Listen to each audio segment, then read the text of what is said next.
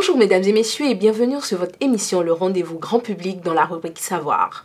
Comme chaque semaine, nous recevons pour vous un invité avec qui nous décryptons l'actualité. Aujourd'hui, comme sujet, nous avons choisi pour vous les faux médicaments. Fléau social dont les autorités ne cessent de décrier les conséquences néfastes. Alors aujourd'hui, nous recevons pour vous Monsieur Kazmik Bejo. Bonjour monsieur. Bonjour madame. Vous êtes le directeur de publication du quotidien Nouvelle Économie. C'est bien ça. Alors dites-nous un peu, pourquoi les médicaments vendus dans les marchés de la place sont qualifiés de faux? Tout simplement parce que ça ne suit pas le circuit normal. Et lorsqu'on dit faux médicaments, c'est peut-être un peu trop dit. On devait plutôt parler de médicaments illicites. Et donc, à la fabrication, ces médicaments ne sont pas certainement faux. Mais c'est le circuit par lequel ces médicaments passent pour atterrir, soit au niveau des patients, soit au niveau des gardes malades. C'est ce circuit qui n'est pas formel, qui n'est pas du tout conseillé. Si ces médicaments sont indésirables, comment est-ce qu'ils rentrent sur le territoire national?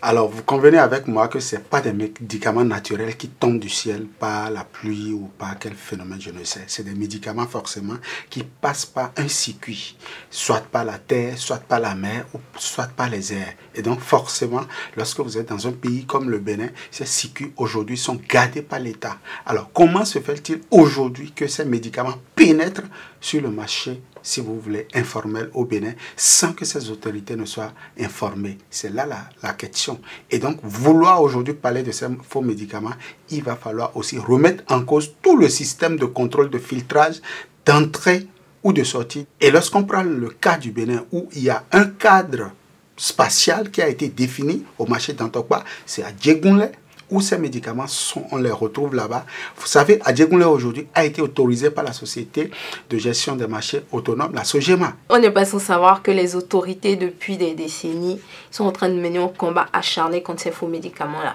Est-ce que selon vous, est-ce que c'est possible d'éradiquer la vente de ces faux médicaments-là? C'est de l'hypocrisie. Parce que selon les études de l'INSAE, on a besoin par an de 55 milliards de francs CFA pour les médicaments au Bénin. Et figurez-vous que la cagnotte réservée à ces faux médicaments va jusqu'à 6 milliards de francs CFA. Or, l'économie se porte bien, mais la santé des populations se porte mal. J'ai l'impression que vous mettez ça de côté. C'est quand même ça le réel problème.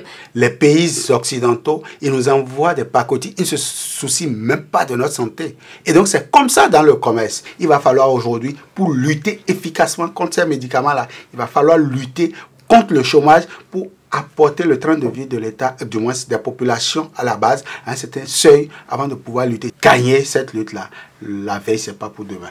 Alors aujourd'hui, c'était le débat par rapport aux faux médicaments. Je vous donne rendez-vous la semaine prochaine pour un autre sujet d'actualité.